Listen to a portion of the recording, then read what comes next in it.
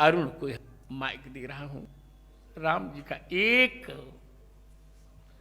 जो सीरियल में प्रसारित हुआ था वह कोई एक परिसंवाद, मैं डायलॉग्स नहीं कहूंगा, परिसंवाद सुनाने के लिए आप लोग बैठ जाइए। फिर मैं उपसंहार करूंगा, फिर तवारती होगी। परम पूज्य महाराज जी के चरणों में कोटि कोटि वंदन। आप सभी बहनों भाइयों, आप सबके चरणों में नमन।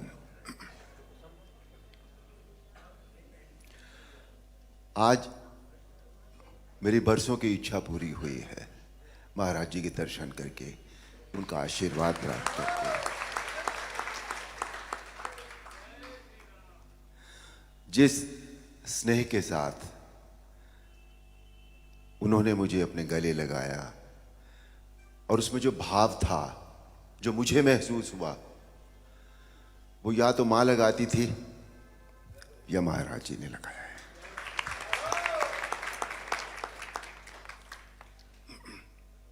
महाराज जी की आज्ञा हुई है रामायण का एक परिसंवाद सुनाने की।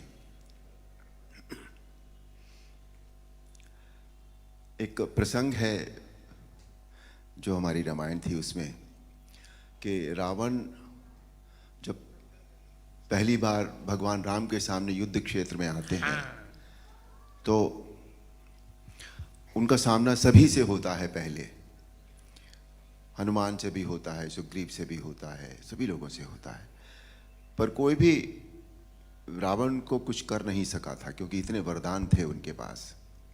पर संध्या होते होते जब वो भगवान राम के सामने जा पहुंचे तो भगवान राम ने उनके रथ का पहिया, उनकी ध्वजा रथ की, उनकी खड़क, सभी कुछ तहस नहस कर दिया। और एक पल ऐसा आया जब सदैव रथ पर चलने वाला रावण धरती पर खड़ा था और तब भगवान राम ने उनसे जो कहा वो प्रस्तुत है। वाह रावण वाह, भगवान शिव के त्रिशूल की भांति प्रचंड वायुपुत्र हनुमान की मुष्टिका का प्रहार तुमने सह लिया। तुम सचमुच परम शक्तिशाली हो, परंतु कितने दुख की बात है कि तुमने अपनी ये शक्ति अधर्म के कार्यों में लगा दी और इस दुर्दशा को पहुंच गए। रावण, भक्त और ज्ञानी में अंतर होता है।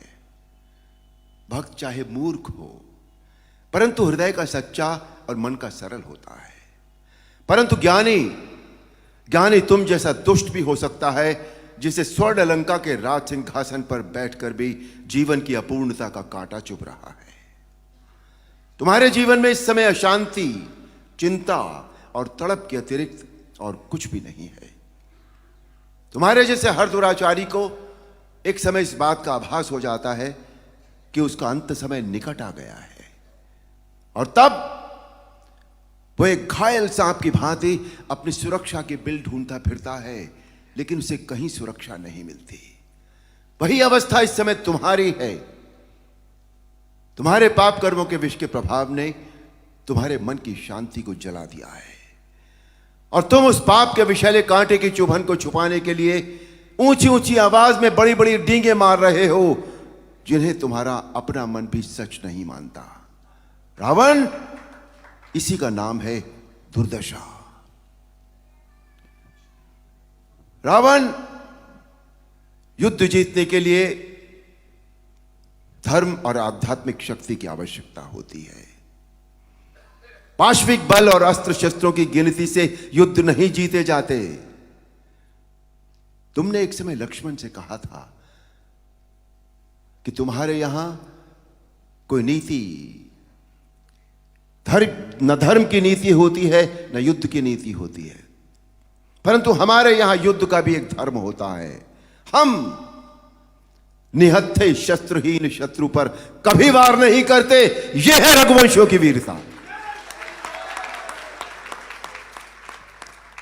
तुम इस समय अपमानित अवस्था में, शस्त्रहीन अवस्था में केवल शत्रु की दया के कारण जीवित हो, इसी का नाम है दुर्दशा। अब जाओ, कल फिर शस्त्र लेकर आना। और अगले दिन हम सब जानते हैं, आप सब जानते हैं, अन्याय पर न्याय की जीत हुई, अधर्म पर धर्म की जीत हुई, अनीति पर नीति की जीत हुई और असत्य पर सत्य की जीत हुई। बोल सियापति रामचंद्र की जय। अरुण, महाराज जी, आज मैं तुम्हें क्या दूं? महाराज जी, आपने इतना ही दूंगा। तुम में बंद आंखों से मैंने राम जी को देखा है, और तुम मेरे छोटे भाई हो, से तुम जान के बोल रहा हूं, आप नहीं बोल रहा हूं। यदि तुम चाहोगे तो जगत गुरु रामानंदाचार्य होने के नाते मैं तुम्हें राम मंत्र की दीक्षा अवश्य दूंगा। अहो भाग्य महाराज, अहो भाग्य स्वामी। बैठिए बैठिए, 2 वाक्य बोल के फिर विश्राम होगा। जो वाक्य अरुण जी ने आज राम जी का जो परिसंवाद सुनाया, उसका श्लोक है वाल्मीकि रामायण का। प्रयाहि जानामि, बहुत अच्छे। प्रयाहि जानामि रणार्दितस्तुम, इसी का परिसंवाद सुना रहे थे। प्रविश्य रात्रिंचर राजलंका, आश्वस्य निर्याहि रथी च धन्वी, तदा बलम प्रेक्षसि मे रथस्थ। और अब यही बात, प्रयाहि, रावण लौट जाओ। जाना में रणार्दित, तुम, मैं जानता हूं तुम युद्ध में थक गए हो, जाओ।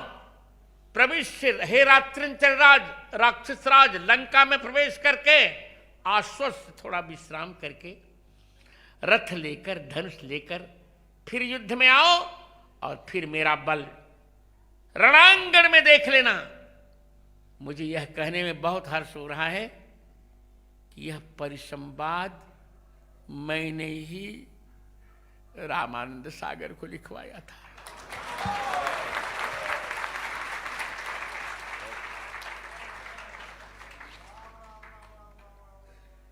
तो अब चलते हैं।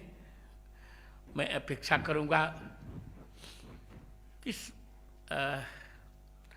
आयोजन के संयोजक मेरे पुत्र कल्प कृष्णचंद्र ठाकुर भी अरुण जी को मंगलाशासन देंगे। 2 वाक्य